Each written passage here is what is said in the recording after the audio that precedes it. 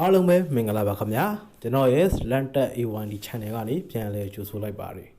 ကျွန်တော်ဒီနေ့တင်ဆက်မျှဝေပေးမယ့်အကြောင်းအရာလေးကတော့ကျွန်တော်တို့တွေ Viber မှာ online မပေါ်အောင်ပြုလုပ်တဲ့နည်းလမ်းနဲ့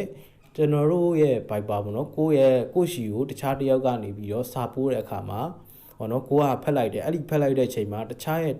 တစ်ဖက်မှာပေါ့နော်စင်မပြအောင်ပြုလုပ်တဲ့နည်းလေးကိုဝေမျှပေးသွားမှာဖြစ်ပါတယ်ဒီနည်းလမ်းလေးကိုကျွန်တော်မပြောခင်မှာကျွန်တော်ရဲ့ channel လေးကို subscribe နှိပ်ပြီးတော့ဗီဒီယိုတွေအသစ်တိုင်းသိအောင်ဘေးနားကခေါင်းလောင်းလေးကိုနှိပ်ပေးခဲ့ကြပါဦးခင်ဗျာအရင်ဆုံးကျွန်တော်ဒီ Viber ပေါ့နော်ကျွန်တော်တို့ဒီ Viber software တွေကိုဝင်လိုက်ပါဝင်ပြီးသွားပြီဆိုရင်ကျွန်တော်တို့ဒီနေရာမှာရှိပါတယ်အဲ့မှာမြင်း၃ချောင်းလေးနဲ့မီနူဘားလေးကိုနှိပ်လိုက်ပါနှိပ်ပြီးသွားပြီဆိုရင်ကျွန်တော်တို့ဒီမှာ setting ရှိပါတယ်ဒီ setting တွေကိုဝင်လိုက်ပါဝင်ပြီးသွားပြီဆိုရင်ကျွန်တော်ဒီမှာ privacy ဆိုတာရှိပါတယ်အဲ့ထဲကိုထပ်ဝင်လိုက်ပါဝင်ပြီးပါပြီဆိုရင်ကျွန်တော်တို့ဒီမှာကျွန်တော်တို့ပေါ့နော် Viber မှာကျွန်တော်တို့ online ဖြောက်ရှင်ဒီအမှန်ချစ်ထားတဲ့ဟာလေးပေါ့နော်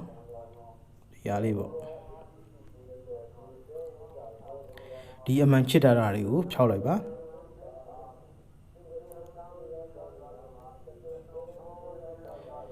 ဒီလိုဖြောက်ပြီးသွားရင်ဆိုရင်ကျွန်တော်တို့ရဲ့ပေါ့နော် Viber မှာကျွန်တော်တို့ online နော် online မပေါ်တော့ပါဘူးနောက်တနည်းရကြတော့ကျွန်တော်တို့ပေါ့နော်ကျွန်တော်တို့ကိုကိုယ့်ရဲ့မိတ်ဆွေပေါင်းတင်တခြားတစ်ယောက်ကစာပို့တဲ့ခါမှာကိုကဖက်လိုက်တယ်ပေါ့နော်ဖက်ပြီးတဲ့အခါမှာပို့လိုက်တယ်ပေါ့နော်ကိုယ့်ရဲ့မိတ်ဆွေပေါင်းတင်ရှိမှာစင်မပြတဲ့နီးလေးကိုပြောပြပေးပါမယ်အဲ့ဒါကတော့ဒီမှာ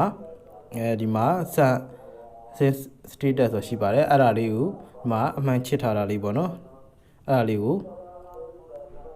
တို့ဖြောက်လိုက်ပါ